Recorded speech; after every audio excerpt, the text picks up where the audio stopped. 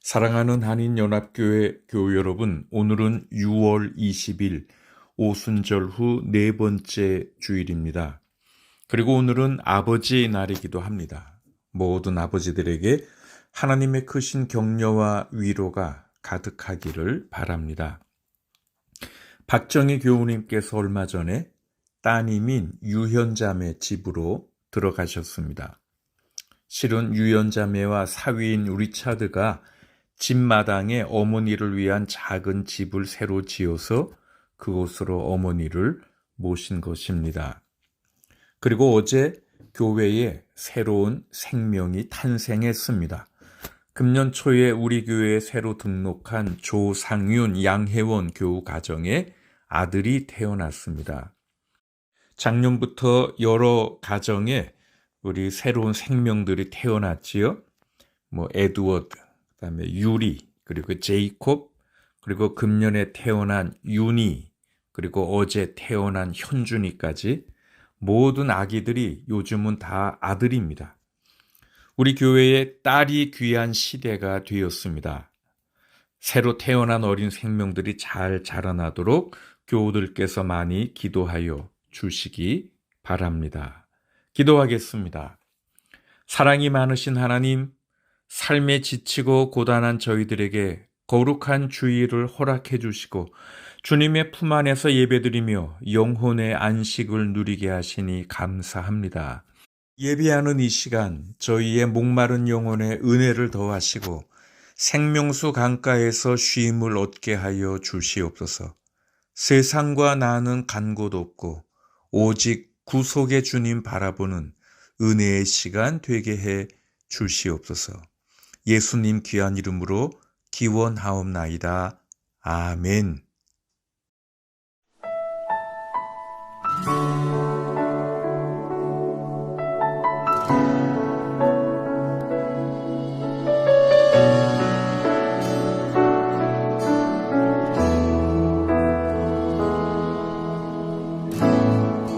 하늘의 문을 여소서.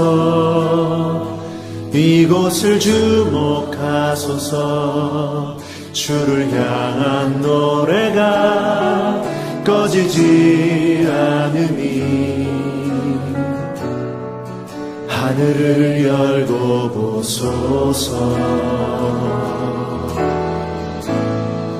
이곳에 임재하소서.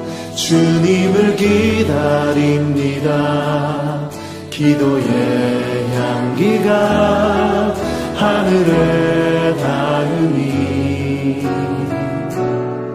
주여 임재하여 주소서. 이곳에 오셔서 이곳에 오셔서 이곳에 앉으소서. 이곳에서 드리는 예배를 받으소서.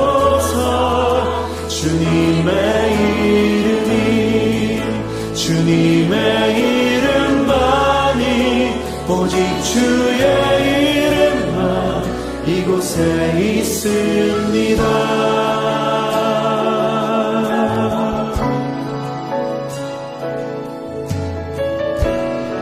다시 한번 고백하며 나아갑니다. 하늘의 문을 여소서. 하늘의 문을 여소서. 이곳을 주목하소서. 주를 향한 노래가 꺼지지 않으니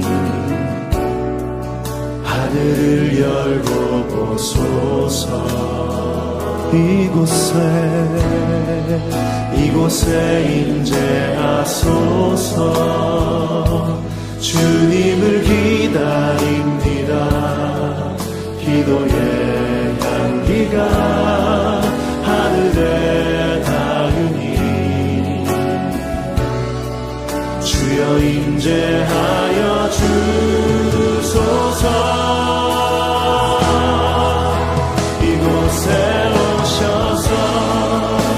이곳에 앉으소서. 이곳에서 드리는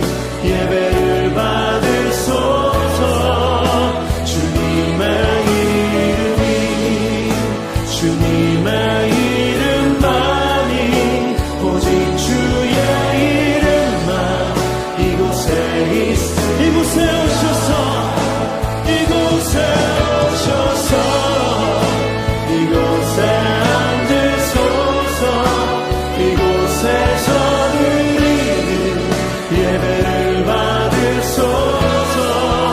주님의 이름이 주님의 이름만이 오직 주의 이름만 이곳에 있음 이곳에 오셔서 이곳에 오셔서 이곳에 앉으소서. 이곳에서 드리는 예배를 받으소서.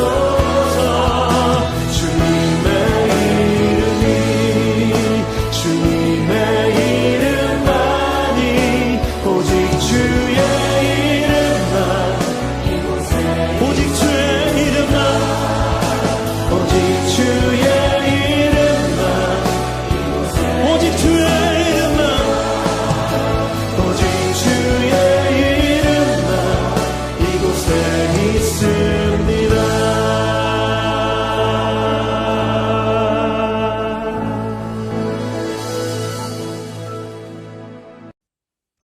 오늘 하나님 말씀은 마가복음 4장 35절에서 41절입니다. 오순절 후 네 번째 주일 복음서 말씀입니다. 그날 저녁이 되었을 때에 예수께서 제자들에게 말씀하셨다. 바다 저쪽으로 건너가자. 그래서 그들은 무리를 남겨두고 예수를 배에 계신 그대로 모시고 갔는데 다른 배들도 함께 따라갔다.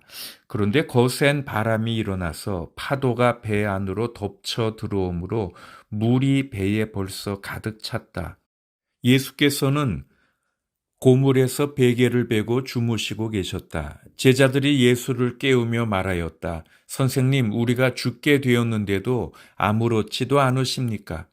예수께서 일어나 바람을 꾸짖으시고 바다더러 고요하고 잠잠하여라 하고 말씀하시니 바람이 그치고 아주 고요해졌다. 예수께서 그들에게 말씀하셨다. 왜들 무서워하느냐? 아직도 믿음이 없느냐? 그들은 큰 두려움에 사로잡혀 서로 말하였다. 이분이 누구이기에 바람과 바다까지도 그에게 복종하는가? 이것은 하나님 말씀입니다. 오늘 6월 셋째 주일은 아버지 날이죠. 한국에서는 5월 8일을 예전에는 어머니 날이라고 했고 지금은 어버이날이라고 해서 양쪽 부모님을 위한 날로 지키지만 이곳 북미주에서는 5월 둘째 주일을 어머니 날로 지키고 6월 셋째 주일을 아버지 날로 따로 지킵니다. 비록 어머니 날만큼은 아니지만 자녀들은 이날 아버지를 위해서 케이크도 사고 선물도 준비하면서 아버지에 대한 감사를 표하지요. 그런데 재작년 아버지 날에 미국 위스콘신주의 밀워키에서 한 비극적인 사건이 발생했습니다. 나이가 30이 된 한 아버지가 아버지 날에 받은 치즈케이크를 5살 난 아들이 많이 먹어서 자기는 한 조각밖에 먹지 못했다고 아들을 심하게 구타해서 죽게 한 것입니다. 5살 난 아들 에머는 아버지에게 그날 맞아서 눈에 심한 타박상을 입었고 위장은 파열되었고 신장에도 멍이 드는 등 아버지에게 맞아 죽었습니다. 그리고 그 사건에 대해서 그동안 재판이 진행되었었는데 지난 6월 5일에 아버지의 살인죄가 유죄 판결을 받아서 아마도 이 아버지는 최고 37년의 징역형을 받게 될 것으로 알려졌습니다. 그러나 이런 예들은 극히 일부분 아주 예외적인 상황이고 대부분의 아버지들은 어머니들처럼 자녀들을 위해 온갖 희생과 수고를 마다하지 않는 그런 좋은 아버지들이지요.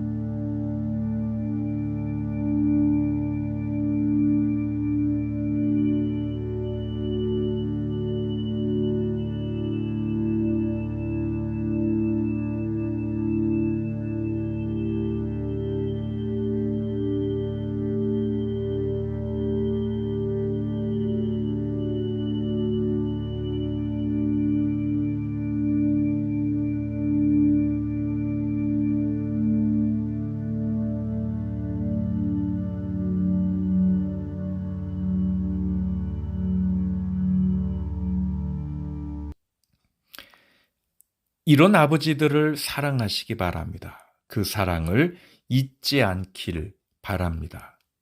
그런데 우리들의 아버지들은 점점 나이 들어가 늙어 가십니다. 기력이 쇠해져 가십니다. 그러다가 어느 날 우리들 곁을 떠나가시는 거지요.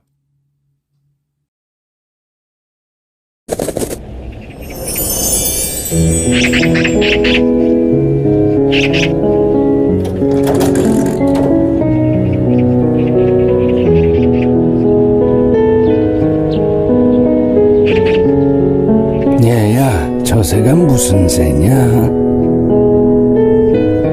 까치요.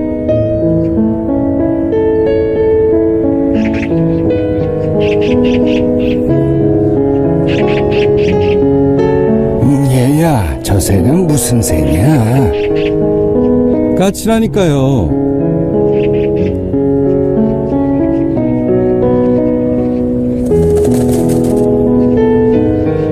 얘야, 저 새가 무슨 새라고 했지? 몇 번이나 대답해야 아시겠어요. 까치요. 까치라고요.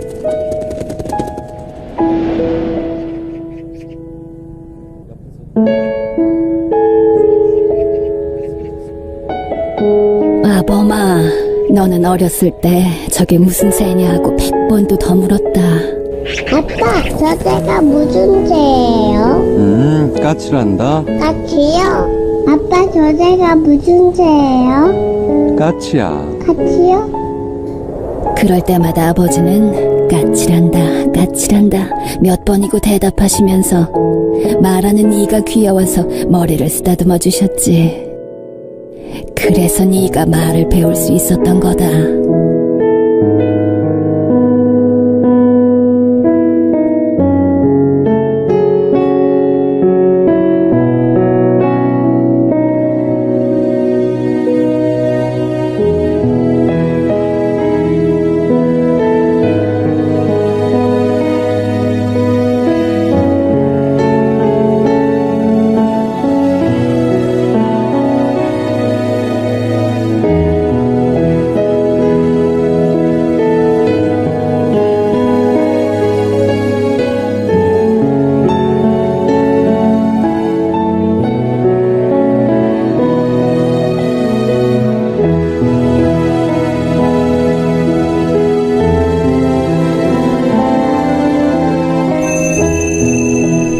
꼭 잡아드리세요. 언젠가 날 잡아주셨던 아버지의 그 손을.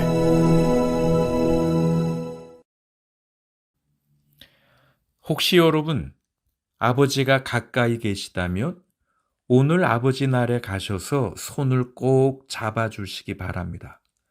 아버지의 건강을 위해서 기도하시기 바랍니다. 그리고 좋은 아버지를 주신 하나님께 감사하시기 바랍니다. 오늘 아버지 날에 모든 교회 아버지들에게 하나님의 크신 위로와 은총이 가득하기를 기도합니다. Happy Father's Day. 저는 서울에서 태어났기에 바닷가에 대한 기억이 별로 없었습니다. 초등학교 5학년 때쯤 아버지가 저를 포항 바닷가에 데리고 가셨기에 그때 처음으로 바다를 보았습니다. 그러다가 한국에서 대학부 전도사 시절에 한 번은 대학생들을 이끌고 군산 앞바다에 있는 야미도라는 작은 섬으로 전도 여행을 갔습니다.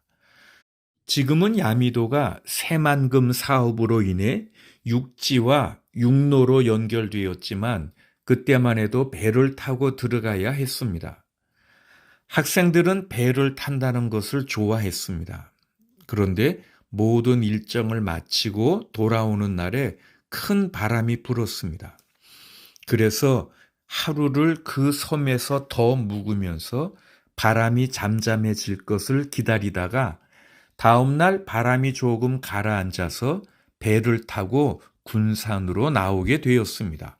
그런데 큰 바람은 사라졌지만 아직도 제법 파도가 울렁거렸고 야미도로 들어올 때와는 전혀 사정이 달랐습니다. 여기저기에서 학생들이 무섭다고 울고불고 일부는 심하게 토하기도 했고요. 저도 중간쯤부터 하늘이 노랗게 보이더라고요. 저는 그날 배를 탄다는 것이 꼭 편한 것만은 아니구나라는 사실을 알았습니다. 그리고 시간이 많이 흘러 몬트리올에서 부목사로 목회할 때였습니다. 거의 어부 수준으로 낚시를 좋아하는 장로님 두 분이 계셨는데 그분들이 다 스몰 그로서리를 밤 늦게까지 운영하시는 분들이었는데 가게 문을 닫고 밤 11시가 넘어서 큰 밴을 몰고 우리 집에 찾아오셨습니다. 바다 낚시를 함께 가자고. 저와 정확히 약속한 것도 아니라 처음엔 주저했지만 사업으로 바쁘신 장로님들이 저를 생각해서 오셨다는 마음에 그만 얼떨결에 장로님들을 따라 나섰습니다.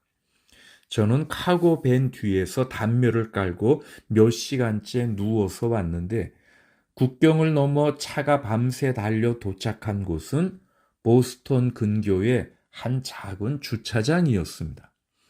그곳에서 이른 아침에 사발면으로 배를 채운 후에 낚시배 있는 쪽으로 갔습니다. 그런데 바람이 많이 불어서 낚시배가 출발하지 못한다는 선장의 말을 듣고 장로님들이 차를 남쪽으로 더 몰아서 케이프 코드라는 곳까지 갔습니다. 그런데 거기서는 배가 출발할 수 있다고 해서 드디어 배를 탔습니다. 한 2시간 정도 배를 타고 나간다고 했는데 그런데 30분쯤 지나니까 물결이 점점 거세지기 시작했고요. 배가 목적지에 도달했을 무렵에는 파도의 높이가 얼마나 높던지 저쪽 건너편 파도가 우리 배의 높이보다 더 높아지더라고요. 저는 물론 그 훨씬 전부터 배멀미로 정신을 차릴 수 없었고요. 모두 한 20명 정도의 낚시꾼들이 그 배에 탔었는데 저만 거의 인사불성이 돼가지고 연신 밖으로 나가서 토하고요. 마지막에는 더 나올 것이 없으니까 노란 액체가 나왔습니다. 저는 그래서 그때 위액의 색깔이 어떤 것인지 확인할 수 있었습니다. 원래는 2시간 배 타고 나가서 4시간 낚시를 하고 돌아오는 예정이었다는데 배의 선장이 저의 상태를 확인하더니 이대로 두면 큰일 나겠다 싶었는지 그냥 배를 일찍 돌렸습니다. 그리고 배에서 내릴 때 저는 제대로 걸음을 걸을 수도 없었고요. 그리고 그 다음부터 저는 배 타는 것이 몹시 두려워졌습니다. 그런데 여러분, 저는 우리 인생이 바로 이렇게 배를 타는 것이라고 생각합니다. 출발지가 있고 목적지가 있습니다. 그런데 배를 타고 항해하다 보면 바람을 만날 때가 있습니다. 파도와 폭풍우가 몰아칠 때가 있습니다. 그냥 그런 것 없이 유리 거울 같은 그런 비단결 같은 잔잔함이 계속되면 얼마나 좋습니까? 그런데 그렇질 못하지요. 지금 제자들 상황이 그렇습니다. 오늘 마가복음 본문의 배경은 예수님의 제2차 갈릴리 지방 사역입니다. 그런데 예수님께서 하루의 사역을 다 마치신 후에 제자들에게 바다 저쪽으로 건너가자 하십니다. 그래서 이제 배에 예수님을 태운 채로 제자들이 갈릴리 호수를 건너가고 있습니다. 그런데 37절을 보니까 그대로 거센 바람이 일어나서 파도가 배 안으로 덮쳐 들어오므로 물이 배에 벌써 가득 찼다고 되어 있습니다. 갈릴리 호수는 예루살렘 북쪽 150km쯤에 있으며 동서방향의 너비는 13km, 그리고 남북의 길이는 21km에 달하는 아주 큰 호수입니다. 그런데 호수면은 아주 낮아서 지중해 해수면에 비하면 마이너스 212m의 매우 낮은 곳입니다. 호수의 50km쯤 북쪽에는 해발 2800m가 넘는 헬몬산이 있고 그 호수의 북동쪽으로는 해발 평균 1000m나 되는 골란 고원 지대가 있고 그리고 주변에는 약 300m 높이의 험준한 산들로 둘러싸인 상태에서 호수가 아주 현저하게 침강되어 있는 것이지요. 그래서 마치 절구의 밑바닥 같은 상태를 이루고 있습니다. 그래서 주위에 있는 산들로부터 찬 공기가 몰려와서 가파른 산 사이의 좁은 골짜기를 따라 산바람이 강하게 불어내려오곤 합니다. 이때에 호수 위에 있는 저기압의 더운 공기와 그 찬 바람이 세차게 만나면 격렬한 바람의 돌풍이 일어납니다. 특별히 이러한 현상은 산바람이 내려오는 저녁에 일어나는데 이 돌풍은 뱃머리나 난간 등을 강타하고 때로는 항해하는 배에 역풍을 일으키기도 하고 또 순간적으로 큰 파도를 만들곤 한다지요. 다시 오늘 본문을 보십시오. 그런데 거센 바람이 일어나서 파도가 배 안으로 덮쳐 들어오므로 물이 배에 벌써 가득 찼다. 이 거센 바람으로 파도가 배 안으로 덮쳐 들어왔습니다. 그래서 물이 배에 가득 차게 되었습니다. 이 말은 지금 배가 침몰할 지경에 이르렀다는 말이죠. 그래서 누가복음 8장에서는 배에 물이 차고 그들은 위태롭게 되었다고 묘사하고, 마태복음에서는 바다에 큰 풍랑이 일어나서 배가 물결에 막 뒤덮일 위험에 빠지게 되었다고 이 장면을 묘사합니다. 지금 배가 뒤집힐 수도 있고 가라앉을 수도 있습니다. 그런데 여러분, 우리의 인생도 이와 같지 않은지요? 살아가다 보면 우리는 삶 속에서 일어나는 크고 작은 다양한 풍랑들을 경험합니다.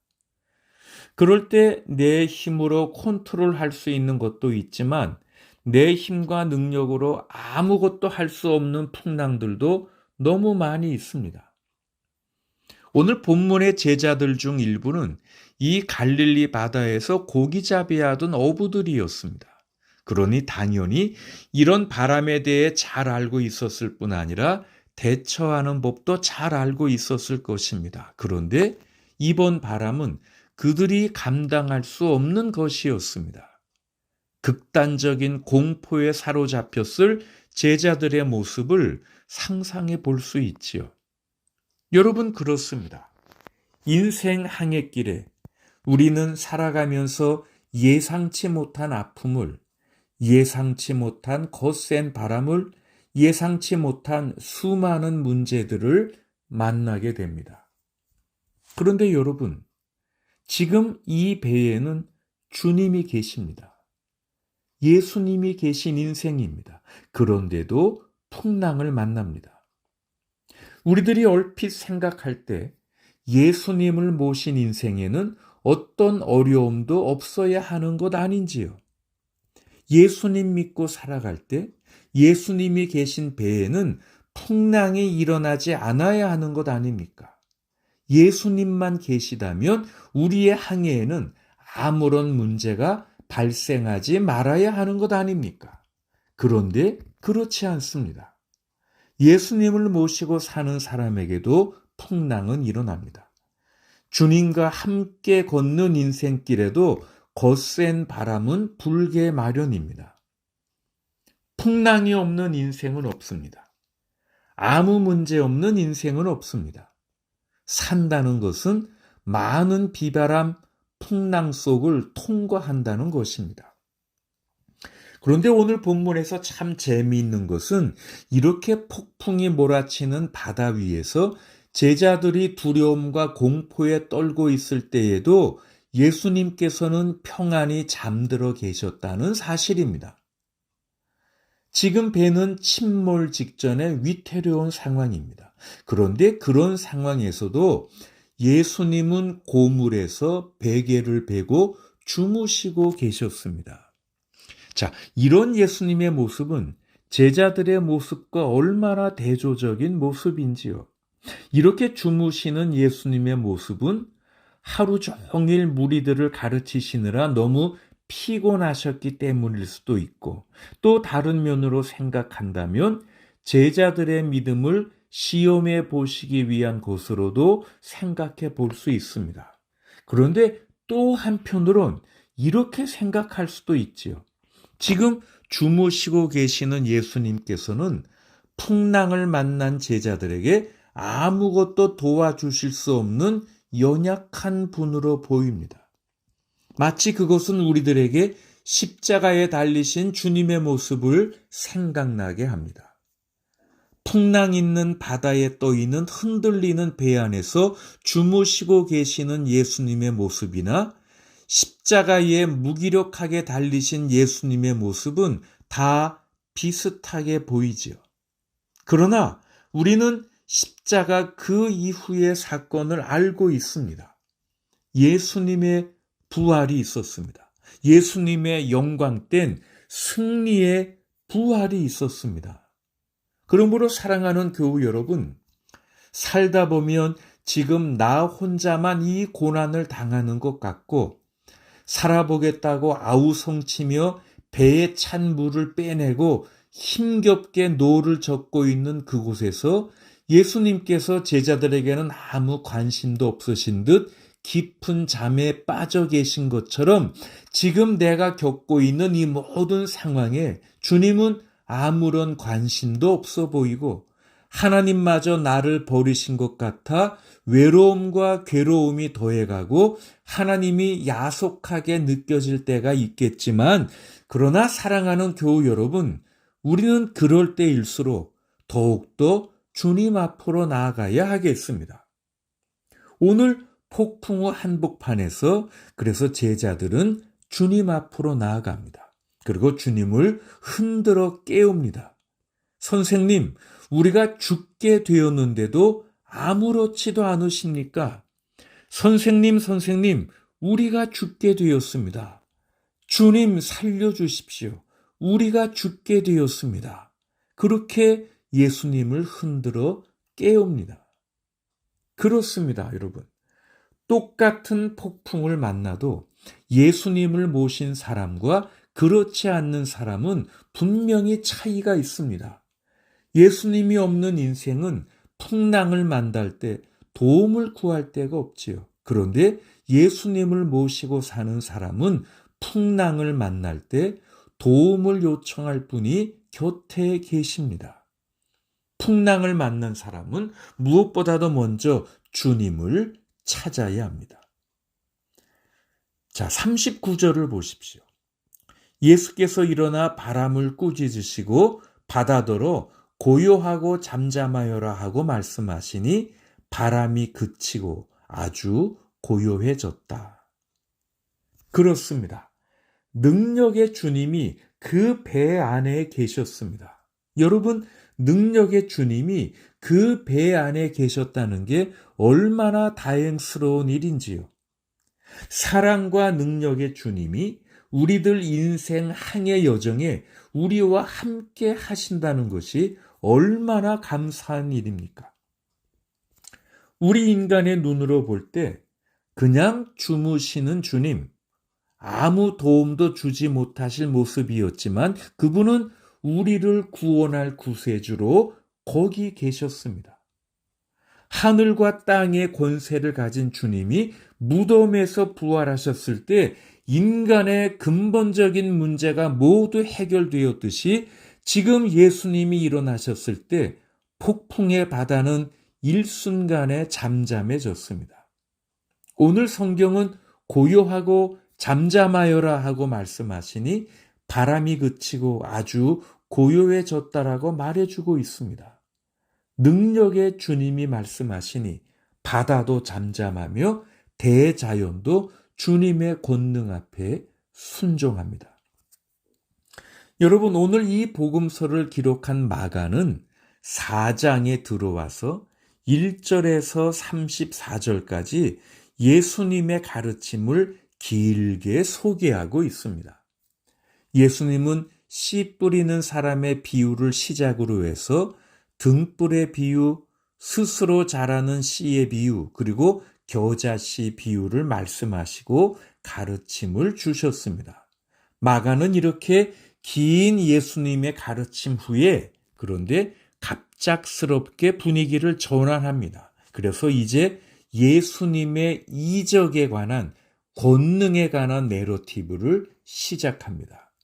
그리고 이렇게 예수님의 이적 사역에 대한 소개를 끝마치고 6장 2절을 보면 안식일이 되어서 예수께서 회당에서 가르치기 시작하였다. 많은 사람이 듣고 놀라서 말하였다. 이 사람이 어디에서 이런 모든 것을 얻었을까? 이 사람에게 있는 지혜는 어떨 것일까? 그가 어떻게 그 손으로 이런 이적들을 일으킬까? 이런 질문들을 들려주면서 마가는 다음 섹션의 이야기를 전개하고 있는 것입니다. 오늘 본문의 바다를 잔잔케 하신 이야기는 이러한 예수님의 권능과 기적에 관련된 시리즈의 가장 첫 부분에 나오는 것이고요. 이 이적을 시작으로 예수님께서는 귀신 들린 자를 고치시고 병든 여인과 야이로의 죽은 딸을 살리시는 이적을 계속 행하십니다. 그러므로 지금 마가가 그의 복음서를 쓰면서 이 부분에서 우리들에게 소개하고자 하는 예수님은 자연도, 귀신도, 병도, 아니 죽음까지도 지배하시는 분으로서의 예수님의 모습입니다.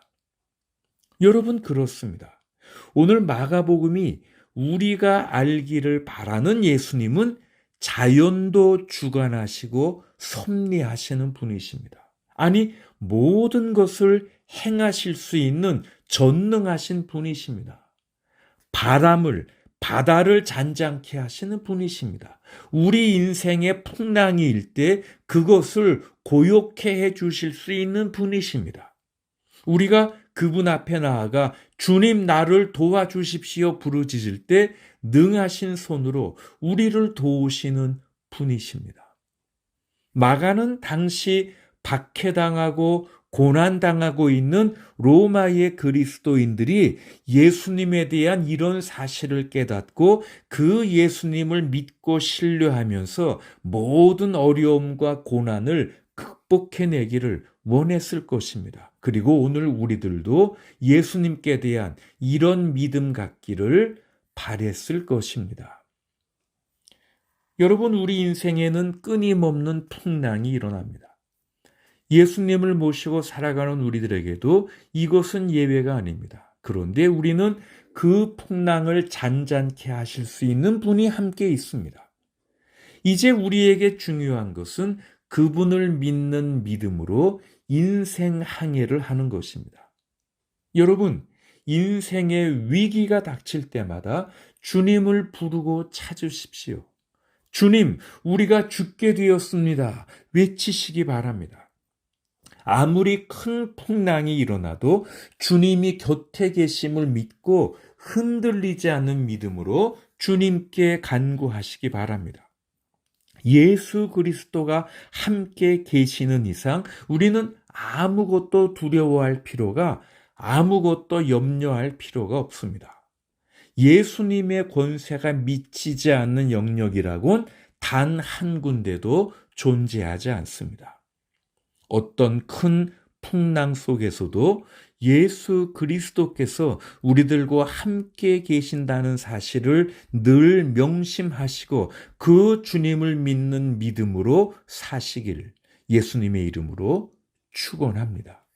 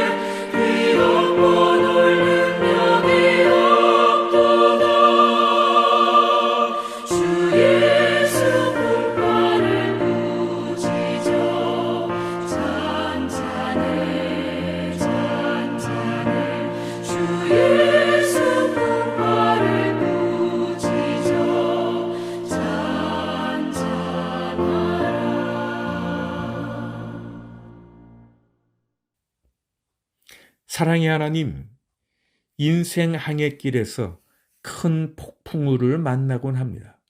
산더미 같은 물결을 만납니다. 그런 위기 속에서 얼이 빠지고 간담이 녹습니다. 그러나 우리에게 예수님이 함께 계시기에 감사를 드립니다. 우리를 도우시는 분이 이 배 위에 계시기에 안심합니다. 주님, 우리가 죽게 되었으니 우리를 살려주시옵소서, 도와주시옵소서, 우리를 구원하여 주시옵소서 외칩니다.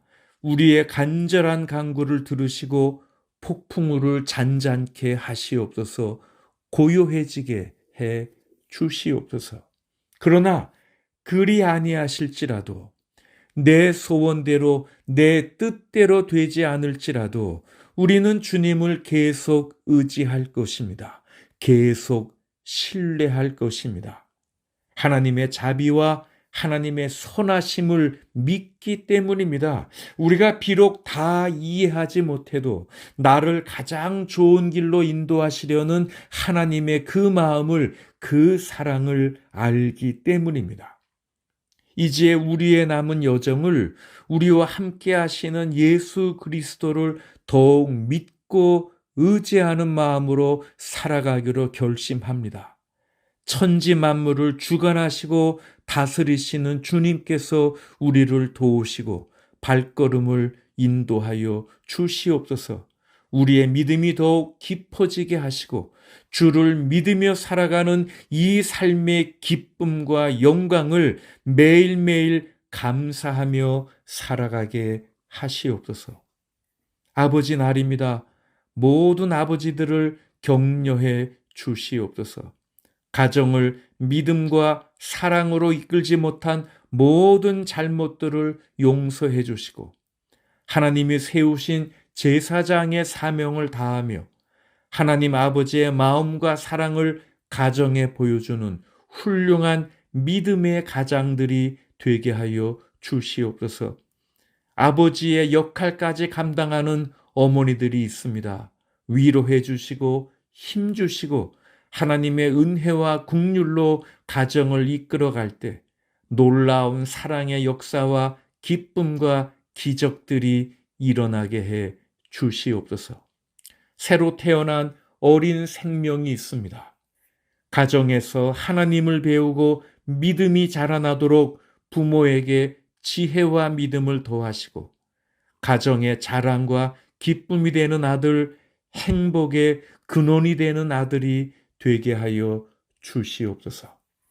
이제는 우리 주 예수 그리스도의 은혜와 아버지 하나님의 크신 사랑과 성령 하나님의 사귐과 인도하심과 치유하심이 사랑하는 모든 교우들 위해, 그 가정과 생업과 자녀들 위해, 그리고 모든 이 땅의 아버지들 위해 지금부터 영원토록 함께 하시기를 간절히 축원하옵나이다. 아멘. 주 나를 지키시고 그 얼굴